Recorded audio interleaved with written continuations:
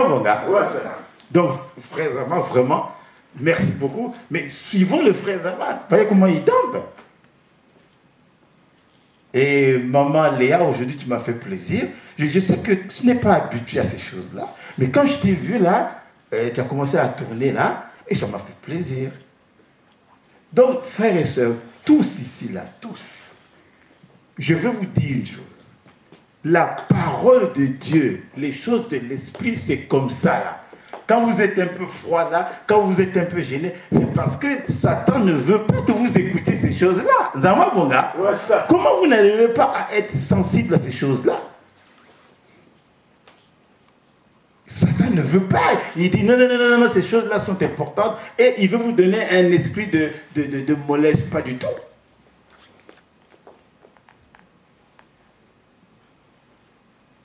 Alors, nous allons maintenant écouter certaines choses. On commence. Et je vais demander à chaque fois, ou bien, puisque Maman Flore, vous comprenez bien le Kituba, vous pouvez traduire, ou bien Papa Lapsus, ou bien... Je préfère que ce soit dit par vous-même. Bon, je peux compléter. Hein. Ceux qui comprennent bien le Kituba, ils suivent. Alors là, je serai obligé chaque fois d'arrêter, parce que c'est important. Allons-y.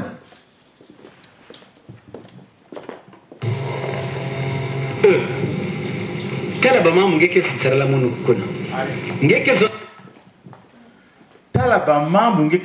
munu kuna. Kuna où? Quel livre? Ah, non, ce ne sera pas de la Rousse. Non, non, non. La vie du grand-mère. Non. Vous voyez, là vous ne savez pas. Un autre livre encore qui s'appelle le Testament. Mais qu'est-ce qu'un testament? C'est ce qu'on laisse, non? C'est-à-dire, qu'est-ce que tu vas dire que moi je vais laisser aux gens? Ça veut dire quoi? Que tout sera là-dedans.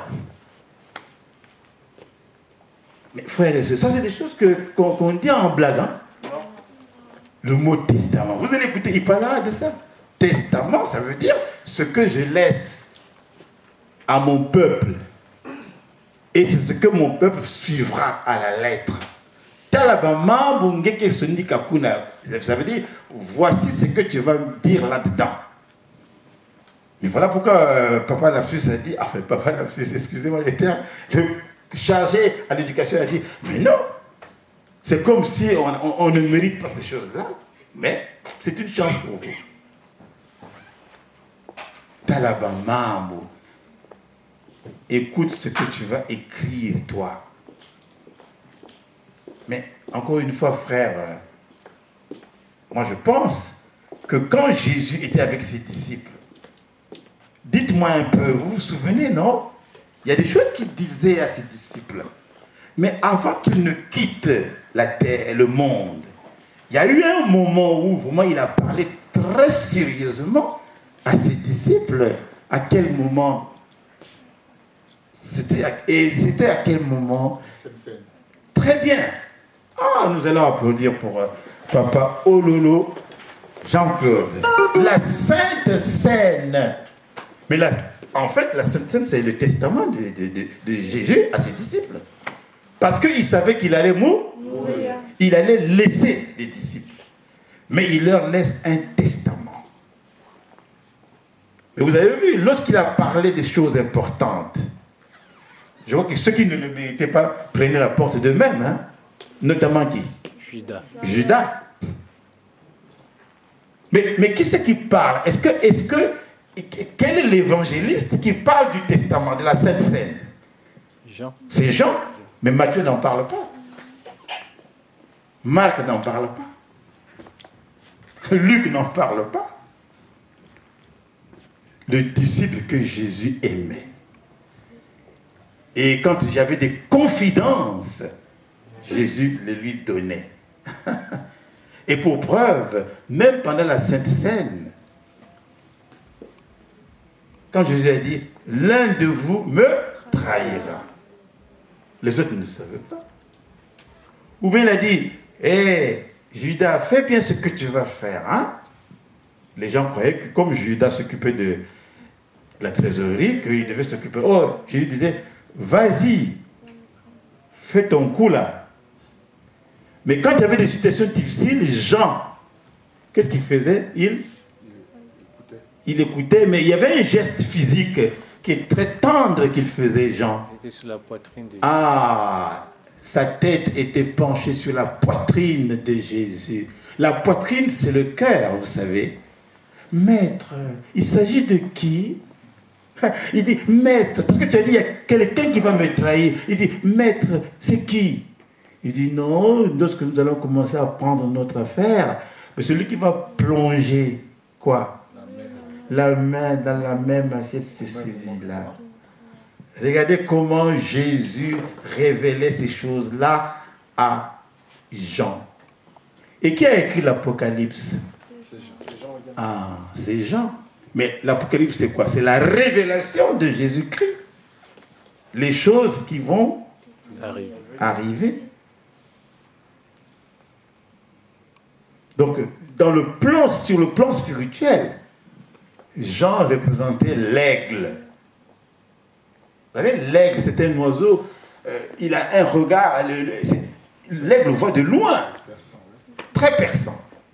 L'aigle, c'est le symbole de l'esprit qui monte, qui monte, qui monte, qui monte. Jean. Et par modestie, il dit, le disciple que Jésus aimait, mais il parlait de lui-même. Mais attention, Jésus ne l'aimait pas parce qu'il était beau, non. Parce que Jean avait parfois un mauvais caractère. Hein? Un jour, il avait dit à Jésus, tu permets qu'on puisse leur envoyer la foudre? Jésus dit, hé, Jean, mais quel esprit t'anime, toi? Donc Jean était fougueux aussi. Mais Jean était très attentif à l'enseignement du maître. Donc il était réceptif. Et Jésus avait remarqué ça chez lui. Voilà pourquoi il disait, non, les choses secrètes, je les donne à Jean. Et voilà. Et vous êtes ces disciples qui écoutaient ces choses-là. C'est pas la joie, ça? C'est la joie. Mais alors, pourquoi vous avez l'air... C'est comme si vous dites, ah, nous sommes indignes. Oui, vous êtes indignes, mais Dieu vous aime. Puisque ce que vous écoutez, vous n'avez jamais entendu. Alors que ça fait longtemps que je suis à Luzolo. Mais pourquoi je ne faisais pas écouter ça? Mais c'était réservé à vous. Et je ne connaissais pas la sœur Rosette, je ne connaissais pas le frère Ismaël, je ne vous connaissais pas. Mais vous avez le mérite d'écouter ces choses-là. Hein, papa Louis, je t'avais rencontré longtemps, tu avais déjà écouté ça? Non. Non. Même le frère André qui a joué avec moi à Mitramo d'Afrique Piano, du professeur Lévi-Zingui, mais je lui ai jamais fait écouter ça. Et pourtant, on est des amis intimes dans la musique. Et papa Ololo également. Mais parce que je n'avais pas la permission. Ah, vraiment, si papa a dit qu'il veut me prêter sa cravate, je crois que je serais bien. 1000 euros. Il dit, maintenant écoutez ce que je vais dire. Allez-y. Vous qui portez à la connaissance de tous les frères et sœurs, il dit, je porte à la connaissance de tous les frères et sœurs. Vrai ou faux? Vrai. Qui est frère et sœur? C'est pas vous? C'est nous. Donc ça veut dire que ce qu'il dit là, c'est destiné à tous les musulmans du Congo et du monde entier. Mais vous êtes les premiers, vous là. Si on compte le nom, vous êtes peut-être, je sais pas moi, 30. Vous voyez pas ça?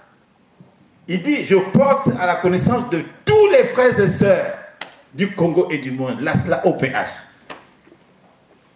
Vous les écoutez. Donc, Brazzaville n'a pas encore écouté ça. Pointe-Noire n'a pas encore écouté. Et les autres. Et vous êtes là, vous écoutez. Des petits enfants là, je vois là. Vous voyez? Laissez venir à moi qui? Les petits enfants. Les petits enfants, ça veut dire ceux qui ont un cœur d'enfant pour écouter ces choses-là. Bon, je sais que mon frère qui est là aussi, mais vous pouvez enregistrer, hein, n'ayez pas peur. Je veux que vous fassiez écouter ça à tout le monde. Et vous allez voir comment les gens vont réagir. Les âmes préparées vont dire, ah bon, on ne savait pas. Mais les âmes qui sont malicieuses vont toujours trouver des arguments. Vrai ou faux? C'est pour ça qu'il n'est pas la peine de donner des perles aux chiens. Hein? Si vous voyez que vous avez affaire à quelqu'un qui ne va pas vous comprendre, ce n'est pas la peine. Alors, il s'adresse aux frères et sœurs. Qu'est-ce qu'il va dire? Yake Bikana après Mounou.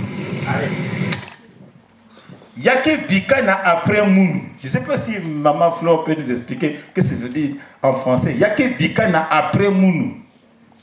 Ça veut dire que tout ce que vous allez nous apprendre, tout ce que vous allez prendre de lui, va rester, que vous allez nous apprendre.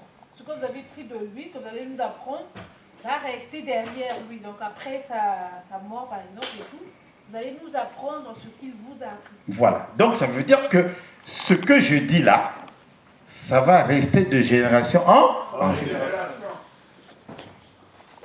Il y a qui Bikana après Moun. Hein, bon, mais les frères qui sont nés en France ici, hein, les parents qui sont des Congolais, il faut pas leur apprendre un peu les petits mots en Kitouba là. Parce que le grand maître, c'est comme Jésus quand il parlait araméen. Hein, c'était la langue du pays. Bon, le grand maître, c'est un Congolais. Bon, il parle lingala, Kitouba. Bon. Donc, c'est souvent dans cette langue qu'il s'exprime. Alors, si nous aimons notre grand maître, parfois, il faut connaître un peu ces mots. Mais nous les traduirons en français, tout ça. Alors, allons-y. Je ne serai plus. Après que parce que Mouken a deux façons. Là, parce que la cassette reprend un peu là. Il dit après que je ne serai plus, arrête. Après que je ne serai plus sur cette terre-là. Quand je n'aurai plus ce souffle. Hein, frère Zama, c'est pas important ça. Après que je ne serai plus. Quand je n'aurai plus ce souffle-là. Mais quand quelqu'un vous dit qu'il n'a plus ce souffle, il parle de quoi? Mais quelle mort? Physique ou bien spirituelle? Physique, d'abord. Sa vie terrestre. Voilà. Mais pourquoi il va demander qu'on garde ça alors qu'il est vivant? Il va dire non, je laisse ça comme preuve, l'enseignement que je laisse à mes enfants. C'est comme Jésus va dire, aimez-vous les uns les autres, puisque vous ne me verrez plus. Mais à travers votre façon de vous comporter, les gens sauront que vous avez eu un maître qui vous a appris l'amour sincère du prochain, non? On me reconnaîtra, moi, Jésus, à travers vos agissements. Mais beaucoup disent que nous voulons voir le grand maître, nous voulons voir le grand maître. Mais comment? Mais on voit le grand maître à travers les frères et sœurs. Si nous nous aimons, on dit oui, c'est vrai. Ils avaient quelqu'un qui leur parlait de cet amour-là. Donc lorsque nous sommes divisés, lorsque nous racontons n'importe quoi, ben, nous faisons honte. C'est-à-dire que nous salissons l'image de Dieu Émile Fossé du Congo. Alors donc j'avais dit de reprendre là parce que ce n'était pas clair. Allons-y.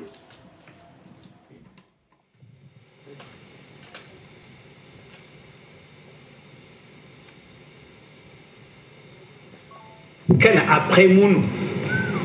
Après que je ne serai plus, après que Sindan de Bakamon, parce que Mouken a deux façons, il y a pour Katoukanaïsi.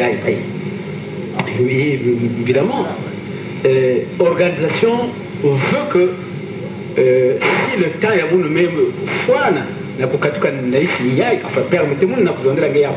Mais quelques autres d'ailleurs viennent à monter, tu gardes ça pour toi. C'est-à-dire, organisation, nous donnons de la monouti. Oui, parce qu'il a dit, je vais te dire une chose, mais une question de l'amour, c'est-à-dire que tu ne dis à personne, tu gardes. Mais là, j'ai effacé. Là, j'ai effacé tout ce qu'il m'a dit là. Il y a plein de trucs là. Ça fait au moins presque 45 minutes. Là, j'ai effacé. Donc, ce que je vous mets là, c'est ce qu'il me demande, enfin, c'est ce qu'il me dit. Voyez-vous? Donc, il dit, une question de l'amour, tu gardes ça pour toi. Ça veut dire, ce que je te dis là, hein, tu le dis à personne pour l'instant. Voilà pourquoi j'ai effacé là. Maintenant, ce que vous écoutez, bon, c'est ce que je veux vous dire hein, par rapport à... Hein, voilà. Donc, voilà pourquoi j'ai coupé. Mais viendra un moment donné où je vous le dirai. Quand le moment viendra. Voilà.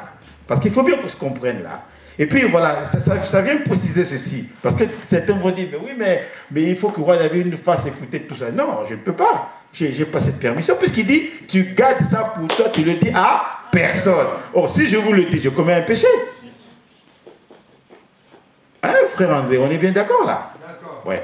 Parce que vous ne dites pas, oui, mais il faut qu'il nous fasse écouter tout. Non, mais il a dit, tu gardes ça pour toi. Donc je commettrai une désobéissance que de vous faire écouter ça. Alors, donc, vas-y. Betoke Bakange. Alors, reviens un peu là. Oui. Non. Vas-y, ça va. Évidemment, l'organisation veut que si le temps est même fois, enfin, permettez-moi de vous donner la guerre. Mais il y a une partie là, il faut ramener au début là, où il dit que j'ai deux façons de quitter ce monde là. Il faut bien expliquer là. Là, reviens un peu là. C'est ça, pour revenir là. Voilà. Après que je ne serai pas, après que Sindam de Bakamon, parce que nous qui a deux façons, il y a pour Katou Kanesi. Mais évidemment, l'organisation veut que si le temps est vous même fois, enfin, permettez-moi de vous donner la guerre. Mais il y a quelques autres d'ailleurs qui viennent du gars pour toi. C'est-à-dire, organisation, nous donnons la outil. Betoke Bakange, ngeke kwizana ndutu nyoso na beto si le tame fwana. C'est-à-dire, si c'est la mission nyoso yame manisa. Et Betoke nzonze la ngeti bon, maintenant le moment est venu, ngeke bieka ici. Yamasumu ngeke kwizana beto, mais Betoke Bakange ngeke timbana nanzutu nyoso. Mais Betoke nzonze la ngeti samu nange zabisa. Na ba bantu nyoso yina kena organisation na l'association de zoro et na ba famille angé na ba bana angé na ba enquête angé peut-être que ça ya ngia bien avant peut-être que zonti na tant de jours peut-être que bakangé donc mais est-ce qu'on a bien compris là? Qu'est-ce qu'il a dit? Qui peut me dire ça? Parce que c'est très important, je comprends, hein, les enfants bougent un peu, mais c'est trop important. Qui peut dire en deux mots qu'est-ce qu'il a dit là? Il dit que le moment viendra, il dit ceci, que le moment viendra là où l'organisation va lui demander, va le rappeler, il partira avec son corps auprès d'eux là-bas. Et ils lui diront tout ce qu'il va laisser aux gens, ceux qui seront dans l'organisation, donc nous qui sommes le peuple de Dieu, et à sa famille et à ses femmes. Oui, ce qu'il a dit, mais il a ajouté un autre détail. Comment il va partir? L'enlèvement. Il sera enlevé. C'est-à-dire, on te prendra comme ça, tu disparaîtras, on ne te verra pas, on te prendra avec tout ton corps. C'est pas ça? Si. Qu'est-ce qu'il a encore ajouté? Disons que tu dois préparer ta maison. Mais oui, mais viens parler. Il dit ceci, tu dois préparer ta maison, donc tes femmes, tes épouses, et on va te donner le jour J pour te permettre justement de préparer la famille, tout ce monde-là. Et le jour venu, tu viendras vers nous. Mais on va t'enlever. Bon, le détail, on va voir ça. Donc, voilà. Ça, c'est la première façon de quitter ce monde. Par enlèvement. Mais enfin, c'est pas donné à n'importe qui quand même. Il vous prend, allez, on vous prend avec tout ton corps, allez, tu disparais. Mais tu ne peux pas partir comme ça, Dieu ne peut pas t'arracher comme ça. Il faut quand même que tu préviennes, hein, ta famille, les frères et sœurs et tout. Bon, si on envisage cette première façon de quitter la terre, est-ce qu'il y a mort physique là? Non. Il n'y a pas mort physique. Là, il va avec tout son corps. Bon, maintenant, la deuxième possibilité est là maintenant. C'est ce que nous allons écouter. Zama Bonga. Ah, faites ça. Ben, je comprends parce que bon, vous ne faites pas tellement. Bon, allons. Il se peut que, quoi, il n'y a que ça la brochure, mais il se peut que parce que Nzambe qui est Nzambe. Mais il se peut que Samna Bidil Yababat peut-être organisation qui est décidée autrement, que peut-être Bakita la bande de Mounou, parce que Babat Yusuf qui est Koufouaka. Mais si Malari met voilà. Il dit, mais il y a une autre possibilité de quitter ce monde-là. Parce que Dieu est Dieu. Il est souverain. Il peut décider autrement. Comment? Au lieu que tu disparaisses, mais à cause des pleurs, à cause de la tristesse du peuple de Dieu, ils auraient bien voulu voir ton corps avant de partir. Vous en voyez, bon gars? À cause de ça, Dieu peut permettre que tu passes par la mort physique, que tout le monde te voit mourir comme les autres. Il dit, façon, c'est-à-dire, mon corps sera vu, tout le monde me verra mort. Enfin, je ne sais pas si je me... Vous ne comprenez pas le Kituba, vous? C'est ce qu'il dit. Première façon de quitter ce monde-là, par enlèvement. Mais il se peut que, il dit, il se peut que, puisque Dieu est Dieu, Dieu est souverain, compte tenu du fait que les frères et sœurs vont être dans la tristesse, ça vous n'avez pas dit, ça veut dire les pleurs, les plaintes, les gémissements. Ah, papa Emile, ah, papa Emile, ah. Alors, pour que tu ne disparaisses pas comme ça, parce que souvent, tu dis, mais comment? Il était là, oh, il est parti. Enfin, par exemple, à l'Udima, il n'y avait pas l'enlèvement. Est-ce que nous, on l'avait vu partir? Non. Bon, maintenant, si on vous disait que le grand-maître avait été enlevé en octobre, tout, certains vont dire, oh non, c'est pas vrai, c'est pas vrai, c'est pas vrai. Mais il est revenu. Mais compte tenu de tout ce que nous disons là, esprit de vérité, il part comme ça, mais ça va être une affaire. Donc il se peut que l'organisation décide autrement. Mais ce que je vous dis là, ne dites pas aux gens, c'est le roi David qui a inventé. Dites, non, c'est lui-même le grand maître qui lui parle là. Et il dit, c'est ce que tu vas expliquer dans le testament. Mais enfin, je ne sais pas. Hein. Mais enfin, frère, mais comment? Donc, l'Ancien Testament, c'est quoi? C'est pas la vie de Dieu? Il y a eu l'Ancien Testament, non? Bon, mais après, Jésus arrive. C'est quel testament? Mais il y a Père, Fils et puis quoi? Mais donc, le troisième, là, c'est quoi? C'est pas l'esprit de vérité? Mais enfin, soyons un peu sérieux. Bon, maintenant, qui suis-je, moi, un pauvre type, pour écrire un testament, c'est-à-dire la vie de Dieu? La vie de Dieu après cette vie-là, sur terre. Mais je crois que bien que pécheur, on devait quand même avoir un peu de respect. Vous êtes sûr que moi, quand je me mets à écrire, j'arrive, il fait froid, j'enlève ma veste, et puis je me mets à écrire? Mais il faut que je me mette à genoux, il faut que je prie, il faut que je demande. Parfois, je tourne pendant des heures pour trouver simplement un mot. Mais puisque lui-même, quand j'écris, il apparaît, il dit non, efface ce mot-là, c'est pas celui-là. Mais je ne suis pas obligé de vous le dire. Vous avez déjà vu un homme de Dieu qui va se mettre à écrire la Bible ou je ne sais pas, un livre, pendant toute sa vie, il n'est pas assisté. Mais il a dit là, je te donne un gros travail, il faut que tu le fasses au nom de qui? Au nom de Jésus. Il t'aidera en toutes circonstances. Mais ne croyez pas, frères et sœurs, ne croyez pas que pour que vous voyez un homme de Dieu, il faut qu'il vienne, je ne sais pas moi, avec des gros habits, non. Mais c'est quand même une mission qui fait peur. Puisque les gens vont lire ce qui est écrit là. Mais chaque mot doit être pensé. Mais quand je viens avec voix hoche, ou je ne sais pas, vous voyez comment les gens me regardent? Oh, vous priez un Dieu mort. Vous êtes en train de prêcher un Dieu mort. Mais ces gens-là, ils vont demander pardon. Parce que vous dites des choses que vous ne contrôlez même pas.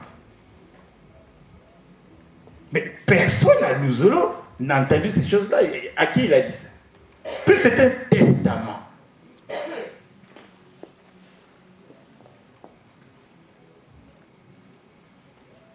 Bon, évidemment, vous pouvez me dire, oui, il y a eu l'enlèvement du grand maître en octobre. Mais vous êtes au courant de l'événement. Mais vous ne le saviez pas. On vous informe, on vous dit, voilà. Mais lui, on lui dit, voilà, on va te prendre. Tu seras comme ceci, on va te prendre. Mais il dit ça à un pauvre type comme moi. Mais je pense quand même qu'il m'a suffisamment étudié. Bien que pécheur, il dit, non, non, mais je ne vois personne pour écrire ça. Toi, tu fais ça. Mais quand il vous donne une mission, mais il vous investit aussi, il vous donne l'onction. Vrai ou faux? Mais je crois qu'Emmanuel est en train de me regarder là, parce qu'il m'a toujours vu, mais aujourd'hui, il écarquille les yeux pour me regarder. Ah bon? Donc ce voyou-là, c'est lui, oui, c'est bien moi. Un pauvre type. Donc finalement, en disant roi David, il ne s'est pas trompé quand même. Mais il m'a dit, reste modeste. Et je suis tellement modeste que vous pouvez me donner même un coup de pied.